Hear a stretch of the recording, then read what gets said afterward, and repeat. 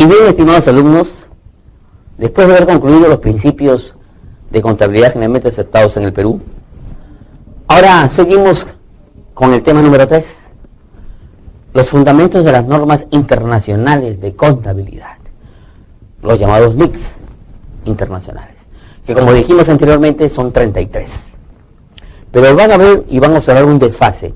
Ese desfase ocurrió por cuanto se trasladaron las numeraciones, pero siempre se cumplieron con las normas internacionales de contabilidad, de presentarse de tal modo que nos puedan mostrar lo importante que nos indican para que la profesión contable se desarrolle de la mejor manera y en base a los principios que están establecidos, tanto nacionales como internacionales. Y obviamente, claro, como usted lo está pensando, a aquellos que no puedan ser aplicados también se pueden tener en cuenta los de Estados Unidos. Efectivamente. En el tema número 3, en relación a ello, podemos comentar a los organismos internacionales de la profesión contable. En el caso, por ejemplo, de la Federación Internacional de Contabilidad, un organismo muy importante y muy trascendente de la profesión contable a nivel mundial, que aprueba y pone a disposición de los profesionales aquellas normas relacionadas a la ética, a la auditoría y a la contabilidad. Esta federación tiene una participación muy trascendente y tiene una difusión muy importante, sobre todo en lo relacionado a la auditoría. E inclusive, lo más primordial, a la ética. Como segundo organismo se encuentra la Unión Europea de Expertos Contables, como también ya lo manifestamos anteriormente, que tenemos una base internacional, el cual es un organismo regional importante y representativo de casi todos los países de Europa, e inclusive de Occidente. Posteriormente tenemos también a la Asociación Interamericana de Contabilidad, un organismo que agrupa a todos los profesionales contables de los países latinos. Dentro de ellos nos encontramos también nosotros. Y sobre todo, sí, auguro, también va a estar usted, porque en base a lo que se está esbozando, en base a esta doctrina que se le está transmitiendo, estoy convencido que usted va a salir un gran profesional. Tenemos también a la Federación de Contadores del Asia y del Pacífico, un ente que colecciona a los profesionales contadores de diversos países orientales. El Instituto Interamericano de Contadores Públicos Autorizados, un organismo mundial cuya sede se encuentra en los Estados Unidos y emite publicaciones sobre normas y procedimientos de contabilidad. El Comité Internacional de Contabilidad, cuya función principal es estudiar e investigar todos los problemas que se suscitan en la práctica contable, sobre todo de los negocios a nivel mundial, para que exista armonía en las normas a nivel internacional y se pueda aplicar de la mejor manera estas normas. También este comité dicta normas internacionales de contabilidad y las actualiza en función a los avances tecnológicos y a los avances científicos que se presenten en la actualidad. Como otro parangón están las normas internacionales aprobadas en el Perú, las llamadas NIC, como comentamos a priori. La número 1, presentación de los estados financieros. Esta NIC se refiere a que tenemos la obligación de presentar a los entes de control o supervisores los estados financieros de tal modo que reflejen la realidad veraz de la empresa en lo que respecta a los hechos económicos. La NIC número 2 está relacionada a lo de existencias, al realizable, a las mercaderías. En esta se detalla la evolución, en esta se detalla también los valores actuales de los inventarios disponibles para ser colocados y obtener los beneficios esperados. En la número 3, estados financieros consolidados, reemplazado por la NIC 27 y 28. En ellos se encuentra agrupado y consolidado todos los estados financieros, por los cuales nos muestran la realidad de la empresa. La NIC número 6, tratamiento contable de los precios cambiantes, que reemplaza a la 15. Es decir, a aquellos productos que han sido variados o aquellos precios que han habido variaciones sustantivas o sustanciales, y el tratamiento que se ha efectuado de manera contable para estas situaciones. La NIC número 7, estado de flujo de efectivo. Ello está considerado también o relacionado también a un estado financiero. Y aquí se indican las realidades que provienen de situaciones relacionadas al estado de flujo efectivo. La número 8, utilidad o pérdida neta del ejercicio. Los errores sustantivos, los cambios sustantivos en las políticas y normas o costumbres o las prácticas contables. En ellos se esbozan estas realidades en virtud de la transparencia de información que se puede presentar y sobre todo la uniformidad de una aplicación o de una práctica en virtud también relacionada a aquellas resoluciones que nos emiten las entidades controladoras o del gobierno para que nosotros podamos tener sustento suficiente en el cambio de las prácticas contables. La NIC número 9, costos de investigación y desarrollo. Esta es una NIC muy importante también, por cuanto aquí se esbozan aquellas erogaciones o desembolsos o gastos que están vinculados o relacionados a la investigación y al desarrollo, a la formación, a la capitalización, a la colección de información, a la investigación, a la promoción de la capitalización de nuestras actividades para obtener el beneficio esperado. Es decir, también a una colección del know-how. La NIC número 10, contingencias y hechos ocurridos después de la fecha del balance.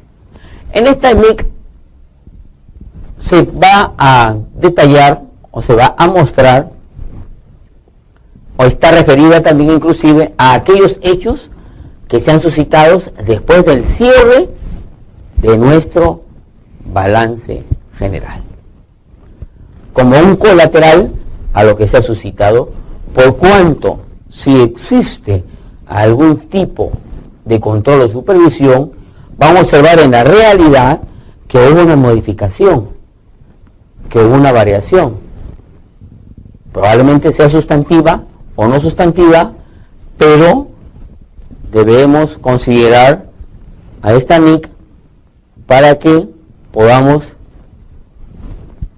mencionar, detallar, describir o reflejar aquellas situaciones fortuitas o hechos sustantivos que se presentaron con posterioridad al cierre de la fecha del balance. NIC número 11, contratos de construcción. Aquellos derivados de la capacidad instalada. Esos sustentos legales respecto de los tratos o convenios o acuerdos que han devenido de la capacidad instalada o los activos fijos tangibles. La NIC número 12, relacionado al impuesto a la renta. Todo lo que se compete o todo lo referido a la aclaración, al manejo, a la muy buena aplicación, a la correcta contabilización o registro, a la aplicación de las normas y de las leyes vigentes en virtud de que pueda ser calculado el impuesto a la renta sin tener un tipo de defecto y no entrar en controversia posterior con los entes de control tributario. NIC número 12. Presentación por segmentos. Esto significa por grupos, por partes, por bloques. Esa es presentación respecto de los hechos económicos consolidados. NIC número 15. Información que refleja los efectos de los precios cambiantes. Aquí se menciona la consecuencia de los efectos de los precios que han sido variados. La consecuencia. Como ya vimos en una anterior ocasión, la otra NIC también habla acerca de los precios cambiantes, pero se refiere a las bases. Aquí es la consecuencia de los precios cambiantes. La NIC número 16, inmueble, maquinaria y equipo. Aquí está referido a las instalaciones de los activos fijos en sí.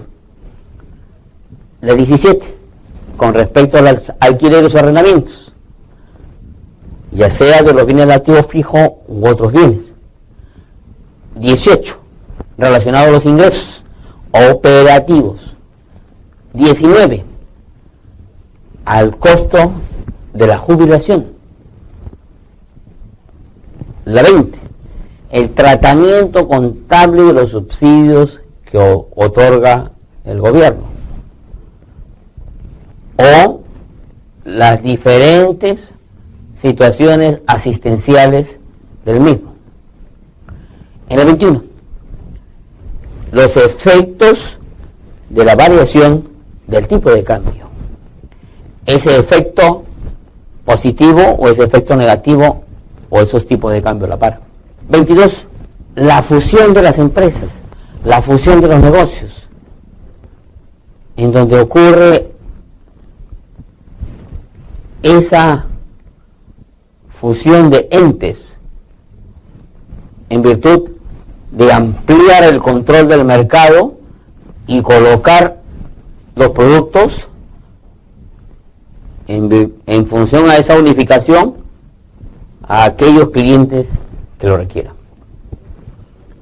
23, costos de financiamiento. Se esbozan aquellos montos provenientes por el uso de capitales externos. La 24, revelaciones sobre entes vinculados, es decir, sobre estas empresas, sobre estos entes. Recordemos, hemos hablado acerca del principio de la entidad, que es una persona totalmente diferente a aquellos que lo controlan. Y estas revelaciones sobre estos entes que están relacionados. 25, tratamiento contable de las inversiones. Estas inversiones pueden ser en acciones, pueden ser en valores, pueden ser también el control de otras empresas. En la 26, tratamiento contable y prestación de la información sobre planes de prestación de jubilación. Aquí son planes, el tratamiento contable de la presentación de la información sobre los planes, que es diferente al anterior que vimos. La 27, estados financieros consolidados, agrupados, y su tratamiento de las inversiones en las subsidiarias o empresas que se controlan. 28, tratamiento contable de las inversiones en compañías asociadas, o como algunos lo llaman, en corporaciones. 29, presentación de información financiera en ambientes de economía hiperinflacionaria. Felizmente, como ustedes ya saben, esta época de hiperinflación ya no se suscita desde hace mucho tiempo. por el buen manejo de los gobiernos en función a la parte económica y obviamente un buen respaldo del aspecto contable o del profesional contable sobre todo. La ley número 30. Revelaciones de los estados financieros de bancos e instituciones financieras. Sí, efectivamente, las cajas rurales, las cajas municipales, ¿no? Las entidades que colocan fondos, muy de moda los PYME también, para empresas PYME, MIPE. La MIC 31, información financiera sobre participaciones en asociaciones de participación. Es decir, en instituciones que se dedican a la participación. Y la información financiera que nosotros mostramos en virtud de lo que hemos colocado algún tipo de capital en ellos. 32. Títulos financieros, revelaciones y presentación. Aquellos productos financieros. 33. Utilidades por acción. Aquí se muestra y se presenta la rentabilidad que nos genera las acciones, producto de la operatividad de la empresa. 34. Informes financieros intermedios, es decir, aquellos que nos sirven de base para los financieros o reportes o informes principales. 35. Operaciones discontinuas. Son aquellas actividades o transacciones o operaciones que no son constantes, que se presentan en forma aleatoria y que pueden producir una consecuencia en los estados financieros. Es más, también tienen su efecto. Es por ello que aquí se considera para plasmar las aclaraciones respectivas. 36. Deterioro de los activos. Se presenta, se muestra, se incluye, se considera, se refiere a aquellas disminuciones del valor del activo fijo de modo compulsivo, o en todo caso de los otros activos, mermas, disminuciones, desechos, producto del ambiente natural o producto del uso de su fruto de almacenamiento o del uso. 37. Provisiones, pasivos contingentes y activos contingentes. Lo que muy comúnmente se le llama en algunos casos las cuentas de orden, que son las contingencias colaterales. 38. Los activos intangibles, llámese las marcas, las patentes, llámese también a aquellos gastos preoperativos. En esta ley se refiere a ello. Bien, y pasando a otro punto, la parte C, la clasificación de las normas internacionales de contabilidad. En virtud a los bloques agrupados y a los caracteres que se presenten y también a las actividades en que se desarrollan. Normas de carácter general, por ejemplo. La ley 15. Información de efectos en los cambios de precio. Efecto de variaciones en el tipo de cambio, la 21. La 23, costo de financiación. La 29, información en economías hiperinflacionarias. Estas nos sirven de base para la medición y la variación de los estados financieros en el aspecto económico. Y son consideradas de carácter genérico. Por otro lado, otro grupo, las normas del sector específico. Es decir, llámese sector productivo, sector financiero, sector banco, sector institución. Esas NIC, agrupadas en ellas, se refiere a los sectores específicamente en los cuales se desarrollan las empresas. normas de evaluación. Nos sirven de base para darle un valor real, correcto, efectivo, veraz a nuestros bienes. En el caso de la 2, NIC 2, están las existencias o comúnmente llamadas como realizables. La 12, el impuesto a la renta. La 16, los activos fijos. La 17, los alquileres, comúnmente llamados como leasing en inglés. La 19, beneficios de los trabajadores. La 20, los subsidios que otorga el gobierno. La 22, la combinación de los negocios o de las empresas. La 27, inversiones en las subsidiarias o empresas que se controlan. 28, inversiones en las asociadas. 36, desvalorización de los activos. 37, las provisiones. 38, que hemos visto, los intangibles, los títulos financieros y las inversiones inmobiliarias. Normas de exposición o revelación. Presentación de los estados financieros. El estado de flujo del efectivo, la utilidad o pérdida neta, los sucesos posteriores a los hechos o al cierre de balance, la información por los segmentos, la revelación por los entes que están vinculados o relacionados, la información sobre los planes de pensiones, la información en asociaciones de participación, por los cuales la empresa tiene su participación también, los títulos financieros, la utilidad por acción, ese rédito que nosotros recibimos por las acciones colocadas, los informes financieros intermedios que nos sirven de base para los principales,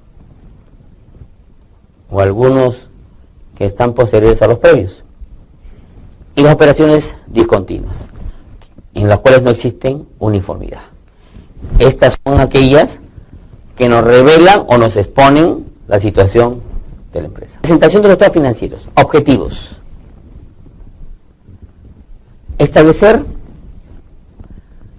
la base fundamental para presentar los estados financieros de tal modo que se cubran las necesidades de los usuarios, para que ellos a su vez puedan obtener la información y la puedan manejar de la mejor manera y nosotros podemos presentarlas en forma separada o en un documento público. Aseguras la comparabilidad tanto de los estados financieros de distintos periodos, de distintos ejercicios, inclusive de una misma institución, así como también de diversas empresas. Fines. La preparación adecuada de esos estados financieros tiene los siguientes fines. Tomar decisiones correctas respecto de las inversiones, de los créditos y similares. Estimar el importe, la fecha de cobro y la situación fortuita de las posibles entradas o ingresos de los dineros o del efectivo. Conocer los recursos económicos de la empresa, las situaciones inverosímiles o fortuitas que afectan a dichos recursos, los efectos de las transacciones y aquellos eventos que producen un cambio sustantivo en los recursos. Por otro lado, mostrar los resultados que la gerencia ha efectuado con dedicación y cuidado sobre los recursos que se le ha asignado o que se le ha confiado.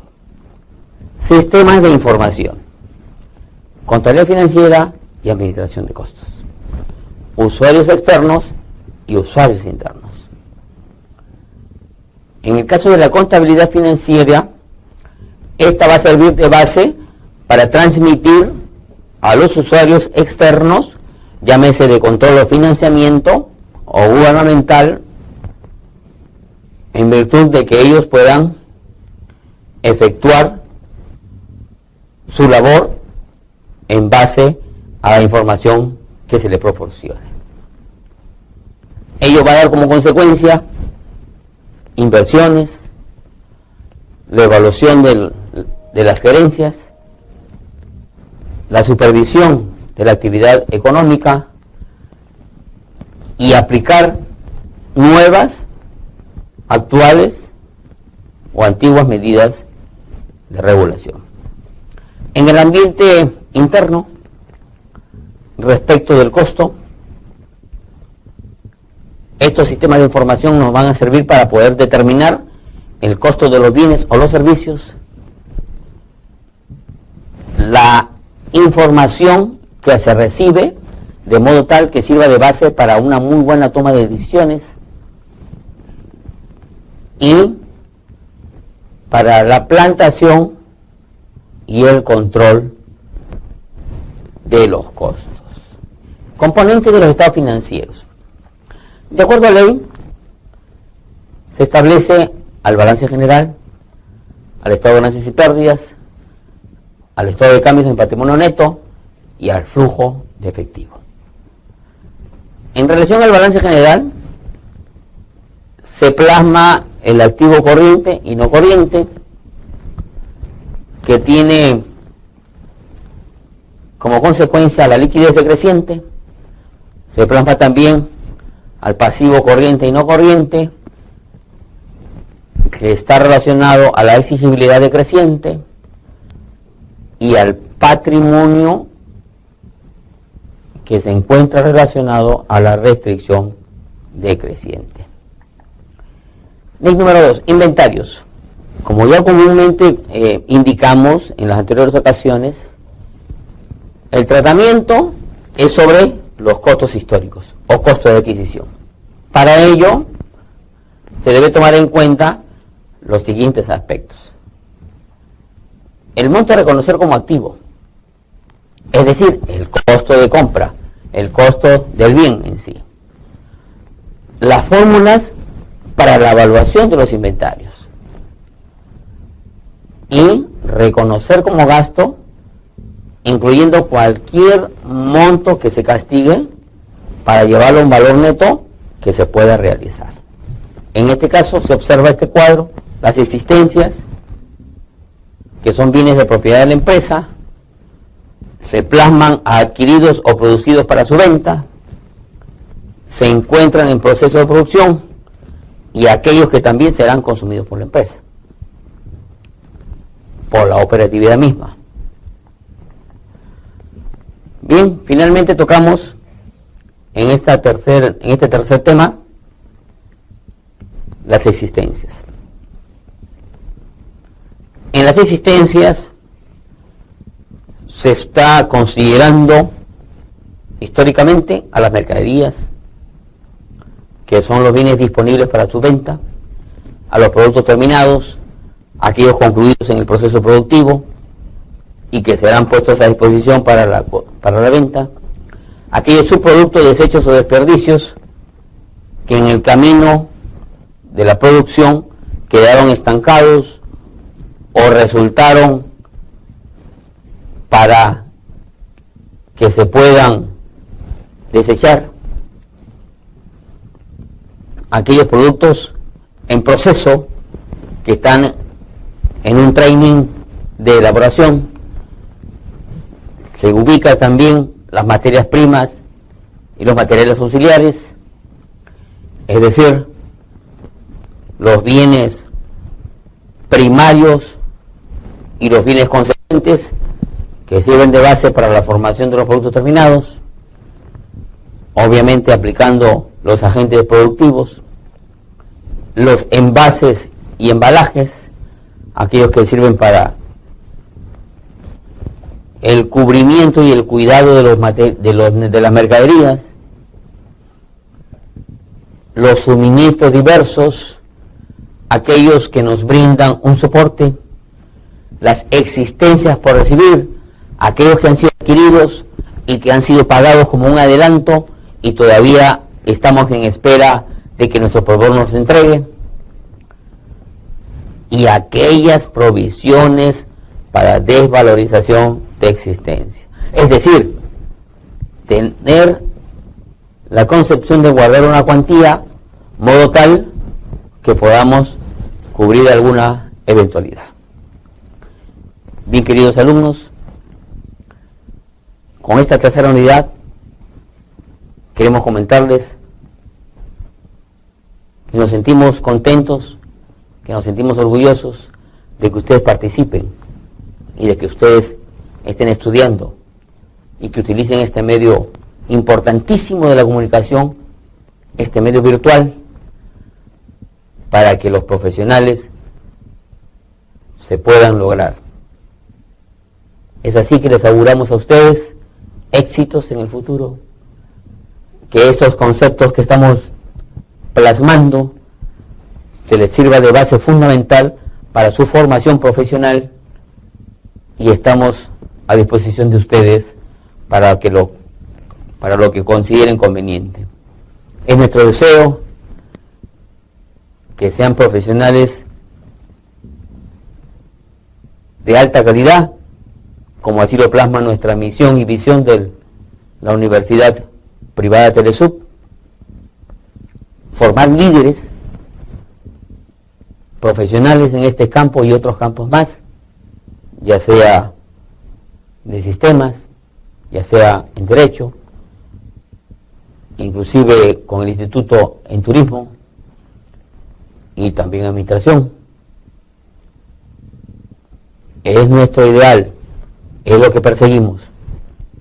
Queremos brindar esa instrucción de calidad para formar los profesionales nuevos, capaces de poder cumplir los retos por los cuales nos enfrentamos día a día, y llevar en alto el nombre no solamente de sus familias, no solamente de ustedes mismos, también de esta entidad que le ofrece esta modalidad de instrucción y sobre todo de nuestra patria.